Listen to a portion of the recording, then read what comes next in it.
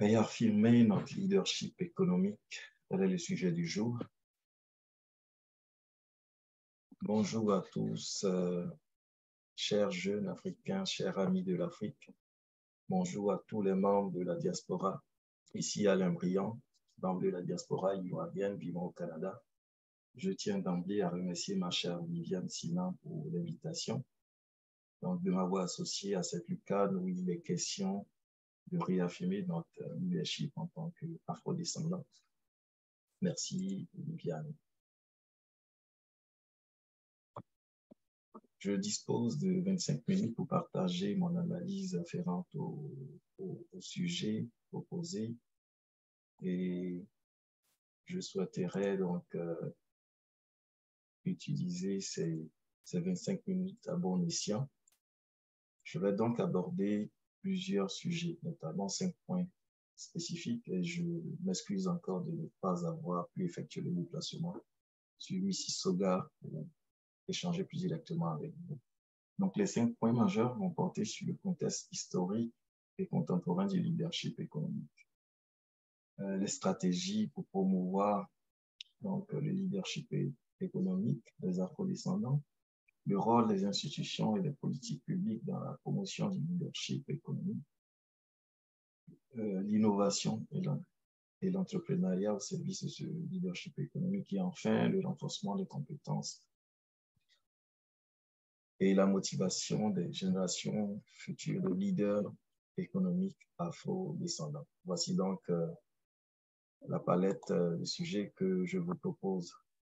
Je m'en vais encore remercier Viviane pour la présentation de ma biographie, exposer un peu mon parcours.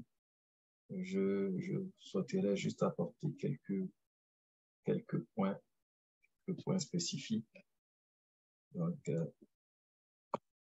juste rappeler que à la base, je suis ingénieur en énergétique de formation. J'ai acquis des compétences en développement durable, en énergie renouvelable, en efficacité énergétique, au sein de plusieurs universités, en Côte d'Ivoire, au Burkina Faso, en France, au Canada, aux États-Unis.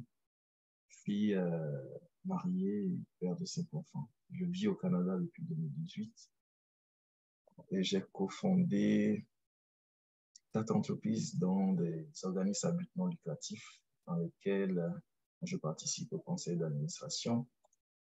J'exerce également des fonctions de consultant pour l'Agence internationale de l'énergie atomique et aussi pour le bureau de conseil sur l'Afrique au sein du secrétariat des Nations Unies. Et puis aujourd'hui, ma principale activité, c'est vraiment de diriger une succursale qui fait de la distribution de solutions vertes. Donc, je suis en charge de la commercialisation d'équipements dédiés aux projets en énergie solaire, les bornes de recharge, les véhicules électriques. Et à l'entame de mon propos, je voudrais, en guise d'introduction, présenter un peu ce que je considère comme les approches définitionnelles du leadership économique. Donc, je m'en vais parler d'abord même du but de mon intervention. Mon intervention va surtout aborder les défis spécifiques auxquels sont confrontés les individus et les entreprises appartenant des afro-descendants dans un contexte économique spécifique actuel. Et puis mettre en avant les opportunités, les bonnes pratiques qui peuvent nous permettre de pouvoir évoluer au sein de notre communauté. Par définition, on entend par leadership la manière dont on va influencer, on va motiver les autres. Donc, on va les rendre capables de contribuer au succès, à l'efficacité de certaines organisations. Et cela prend quand même quelques aptitudes fondamentales, notamment la vision, et puis avoir cette capacité-là d'influencer et avoir de bonnes compétences. D'abord, il faut écouter. Comme on dit, nous avons 2 oreilles et une bouche. Il faut aussi apprendre à écouter son écosystème, le milieu environnant. Et ça nous permet d'être des grands leaders. À partir de là, on peut dégager. Et la notion de leadership économique ou entrepreneurial va se développer dans quand même un continuum, c'est-à-dire qu'il faut avoir des projets, je crois, créateurs de valeur. Il y a la prise de risque qui n'est pas à négliger parce qu'il faut aller de l'avant. Cela va demander des niveaux d'engagement et puis beaucoup d'énergie de la part de ces facteurs de projet. Ce sont des points importants dont on ne peut se passer.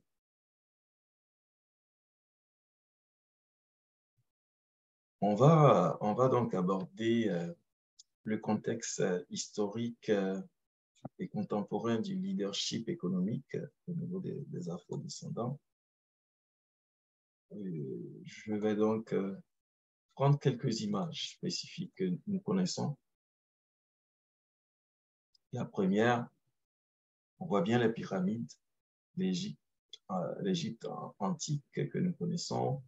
Il faut savoir qu'elle a une économie qui s'est véritablement développée grâce à la présence du fleuve du Nil et puis aussi majeure, en particulier par le leadership des pharaons, donc, qui ont beaucoup œuvré à cela. On est sans ignorer qu'aujourd'hui, la communauté scientifique s'accorde à dire que le continent africain est le berceau de l'humanité, ce qui présume que les premiers échanges entre les humains se sont donc passés en Afrique. Du coup, cette même Afrique devient de facto le premier centre d'échanges commerciaux de l'histoire de l'humanité. Et parler aussi de nos anciennes gloires, on va parler de l'homme qui est présenté aujourd'hui comme le plus riche de tous les temps, Mansa Moussa ou encore Kanko Moussa, qui a effectué de grands voyages avec des quantités d'or phénoménales et qui a commercé avec le monde entier. Je m'en vais donc aussi présenter ce petit tableau avec des noms. Nous constatons que l'Afrique regorge de leaders. Nous avons ici le leadership économique des Afro-descendants qui peut être mesuré par l'analyse, certes discutable, mais officielle du magazine américain Forbes, qui classe en 2023 Aliko Dangote, le Nigérian, le richissime homme d'affaires du Nigeria, l'afro-descendant le plus riche d'Afrique en 124e position de fortune mondiale, avec au passage 4 afro-descendants dans le top 20 des milliardaires africains. On peut noter au passage que les domaines de prédilection où s'illustrent les afro-descendants les plus riches au monde sont principalement l'industrie du pétrole, du ciment, des télécoms et du showbiz. Ce sont là les points. Je voudrais faire une analyse des défis historiques et actuels auxquels font face les afro-descendants en matière de leadership économique et mettre en lumière maintenant les disparités et les obstacles systémiques.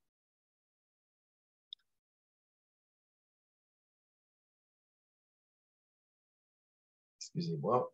Mettre en lumière les obstacles systémiques, je repositionne mon diaporama. Et voilà.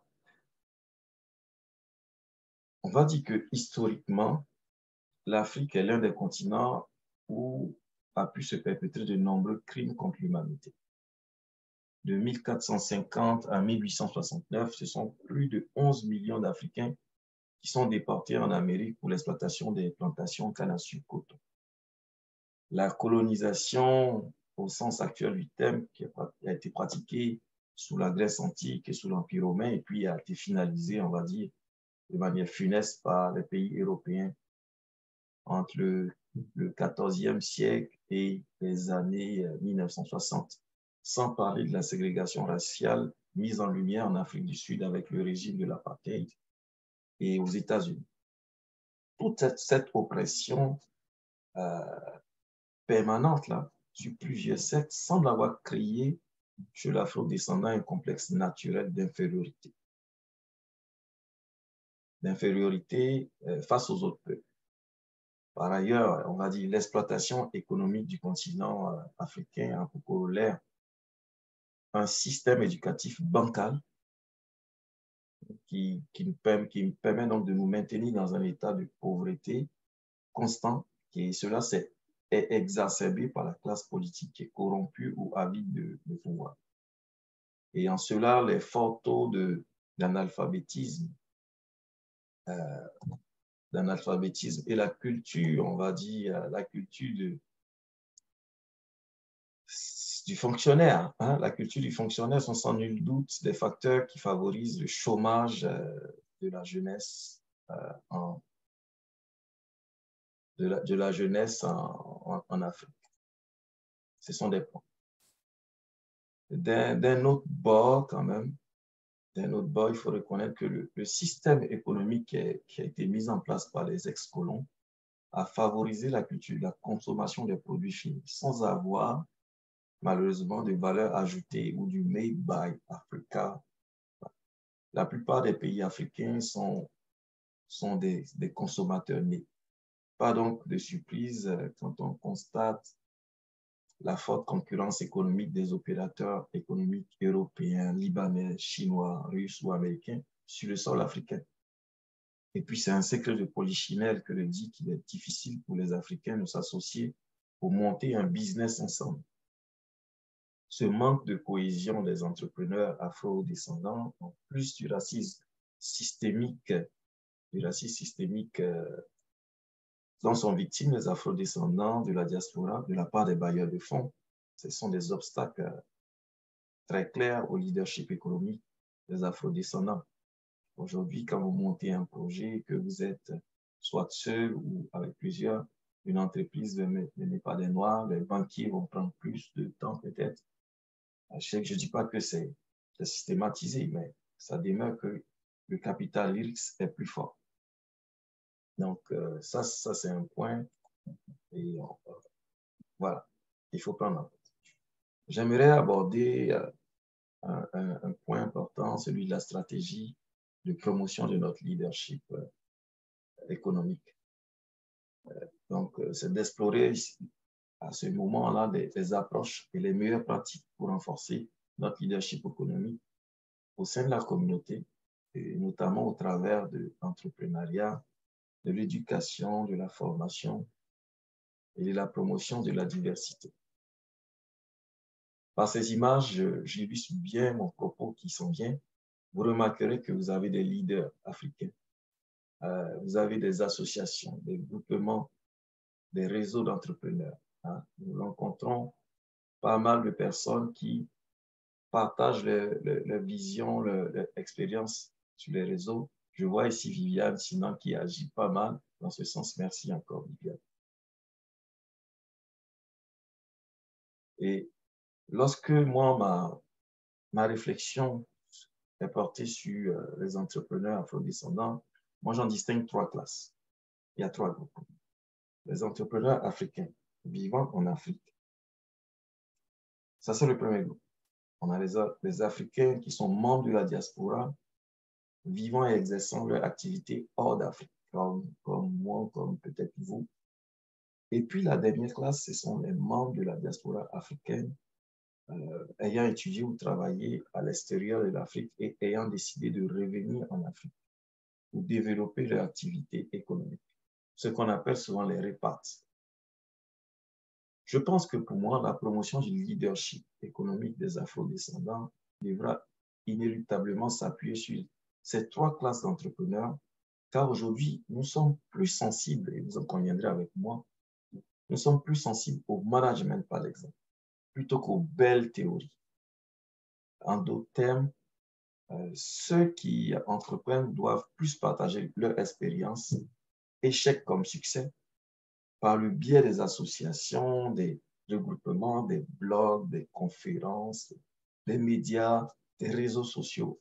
En tout cas, tout moyen qui va permettre de montrer à cette jeunesse que l'entrepreneuriat est un chemin, certes difficile, mais qu'il est possible de réussir. On a besoin de s'avancer, d'apprendre de nos erreurs. Et je pense aussi qu'un levier important de cette promotion-là du leadership demeure la formation. Ça demeure la formation. Vous verrez, je vais repasser mon slide là. vous verrez au travers de cette image-là, le leader du groupe musical Magic System, Salif Traoré, alias Salfo, donc ivoirien comme moi, qui a poursuivi ses rêves d'entrepreneur malgré le succès qu'ils connaissent en allant finaliser un Global Executive Master in Management chez HEC Paris. Et je pense qu'il a fait sa graduation la semaine passée. Donc, la formation, elle ne s'arrête jamais. On continue d'apprendre. Donc, il faut former les jeunes. Et dans ce même élan, je pense que les gouvernants,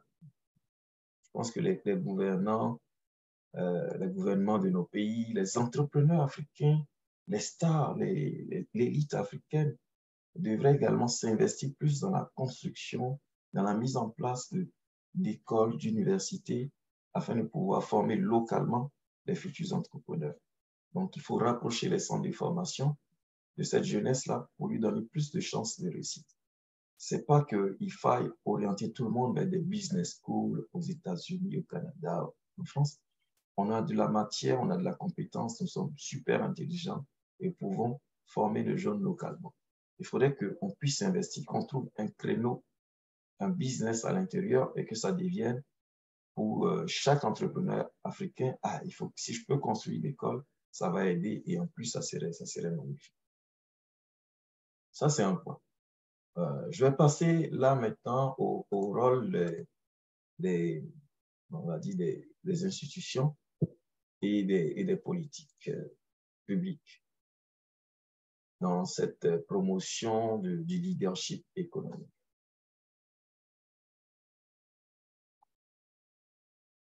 La question ici, c'est d'analyser un peu ce rôle-là et puis voir est-ce qu'il y a un partenariat réel entre le secteur public-privé dans la création d'un environnement favorable au leadership économique.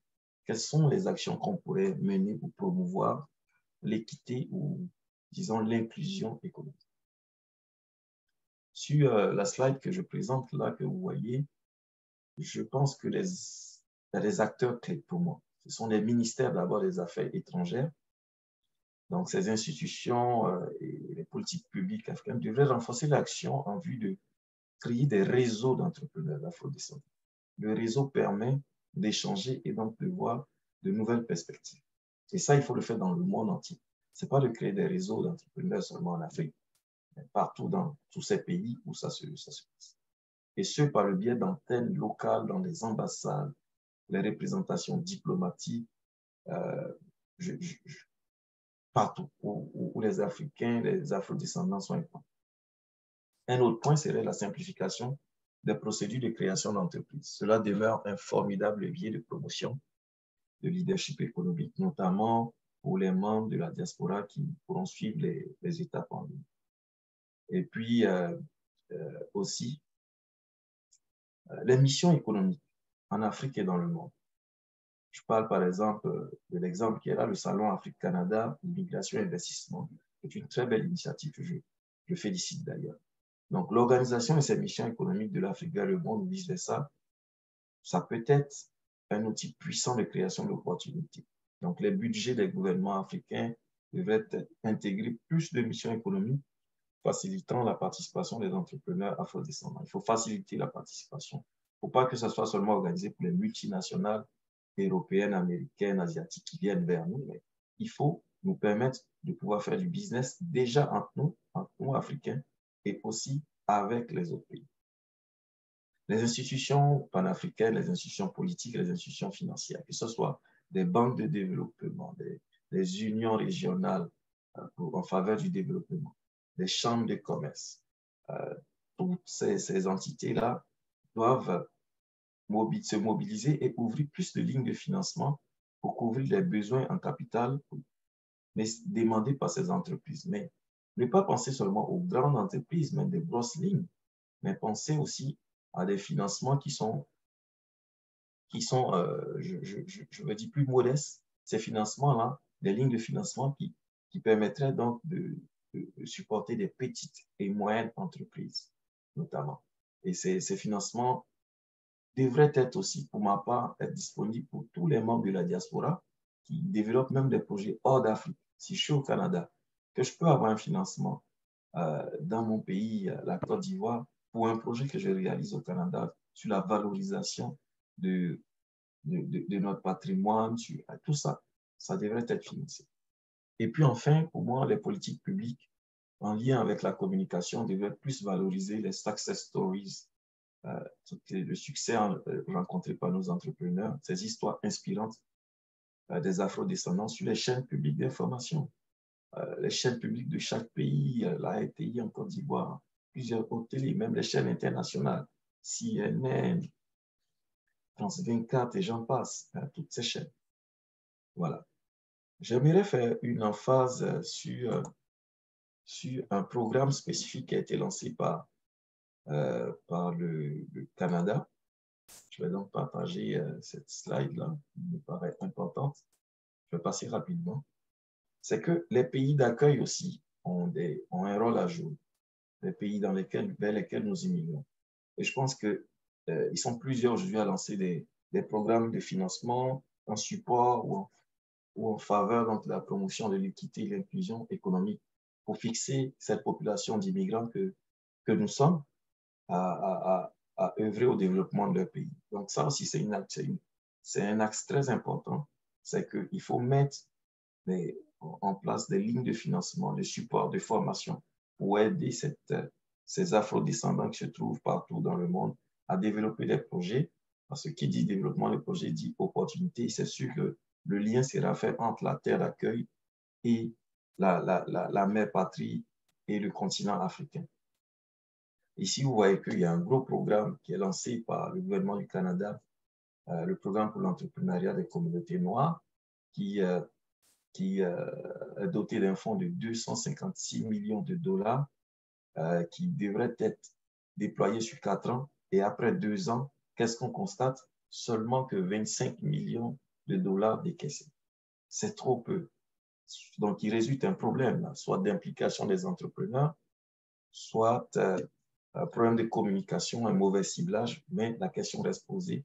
Il faille que nous nous informions et que nous partions à la source pour pouvoir donc bénéficier de ce qui peut être fait en notre faveur. Je m'en vais tranquillement vers le 5e point, l'innovation et l'entrepreneuriat au service du leadership économique. Le continent africain, sans nul doute, connaît une croissance assez importante, notamment, pas seulement démographique, parce que dans quelques années, nous aurons plus de jeunes en Afrique que partout ailleurs dans le monde. Mais la croissance des pays africains, c'est clair qu'elle attire à un niveau sans précédent. Les capitales risqueurs, les investissements boursiers, tout le monde vient. Et cet engouement nouveau des investisseurs est favorisé par un environnement économique et politique qui devrait aussi aller en s'améliorant avec plus de pratiques démocratiques et plus de gouvernance responsable. Les marchés émergents en Afrique qui sont légion. Moi, je ne veux pas me lancer dans un examen des opportunités d'innovation. Comme ça, à la va-vite, on parle de technologie, d'innovation sociale, de marché émergent, mais il y a du business partout. Moi, je dis, où subsiste un problème, plane une opportunité d'affaires. Quand on est frustré, on essaie de trouver un moyen de sortir de sa frustration et on crée quelque chose. Donc, l'entrepreneur afro-descendant doit aujourd'hui être plus attentif aux besoins explicites, avoués ou inavoués, des populations africaines d'abord. Et puis après, écouter aussi ce que son environnement, pour ceux qui vivent, les membres de la diaspora qui vivent hors d'Afrique, écouter l'environnement et puis proposer de la valeur à ces populations avec lesquelles vous vivez. Donc, s'il faut vendre le patrimoine culturel africain, si vous êtes en Inde, je ne sais pas moi, à Jakarta, au Canada, vendez-le, c'est du business. Donc, et puis récupérons tous ces besoins-là qui sont couverts aujourd'hui que par les multinationales ou d'autres groupes d'investisseurs. Je m'en vais parler aussi du communautarisme économique. On a les Asiatiques qui sont souvent dans leur bulle et qui arrivent à faire vivre les communautés. Ils vont aller dans les épiceries qui sont dirigées par les leurs et autres. Les Libanais, on le voit en Côte d'Ivoire, c'est une bonne communauté qui se développe, qui finance ses membres, qui leur permet de dégager du capital pour créer des choses. Donc, c'est ça.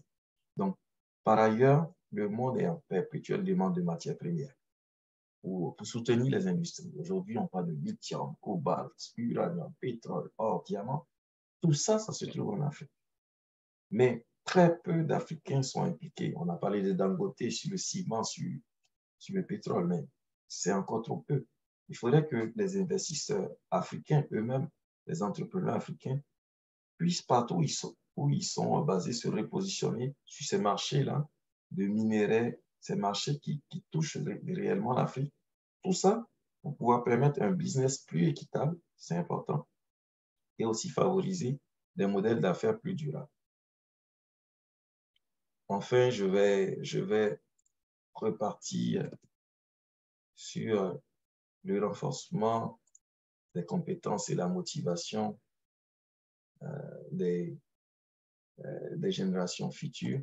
Ce que je peux dire sur ce point-là, c'est que nous avons beaucoup de modèles, que ce soit dans les sports, dans le show business, dans l'industrie, dans pas mal de choses. Nous avons des modèles, des référents qui s'activent chaque jour. Je vois Kadia, une amie Kadia Brasson qui fait pas mal de belles choses avec les femmes pour une Afrique encore plus rayonnante. Je vois Thiam Niang, je vois Philippe Simon avec Investi au pays, je vois Dangote qui anime pas mal de forums, Asalfo, le Magic System, qui prouve que tout est possible. Et ça, ce sont des exemples.